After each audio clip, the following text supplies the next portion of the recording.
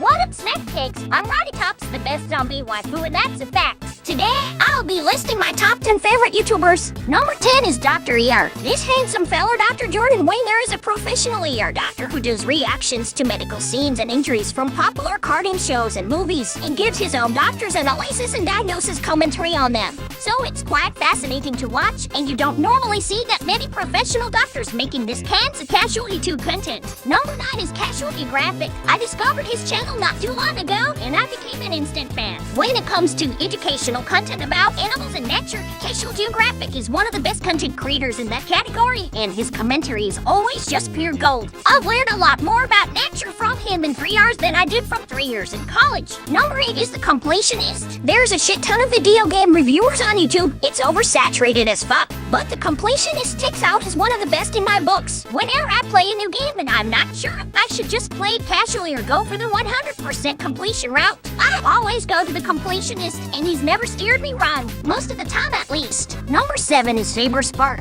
Easily one of the best animation reviewers on YouTube, Saber Spark has covered a wide variety of absurd, obscure cartoons that you wouldn't believe exist. From terribly animated Christian religious propaganda to just plain shameless furry bait. Despite the kinds of lewd material he often deals with, his commentary is surprisingly wholesome and heartwarming. Number 6 is Alex Bale. There's a lot of different theories and conspiracies surrounding SpongeBob SquarePants, but Bale's SpongeBob conspiracy theories are easily the best on YouTube. The amount of in-depth analysis he does and how much of it makes sense is just insane. Plus, the way he adds in his own unique original horror elements is quite fascinating to watch. Number 5 is SMG4. This channel hardly needs an introduction, as SMG4 is one of the greatest Super Mario Party channels in YouTube history. I know a lot of people aren't really a fan of his more recent content, but I for one love all of his videos, old and new. His videos are just as hilariously random as ever, while at the same time having a perfect balance of genuine heartwarming and gut-punching emotional moments. I know some people will disagree with me, but I think the direction that SMG first going in is much better than just doing the exact same generic shit over and over again for years. Like it or not, change is part of life,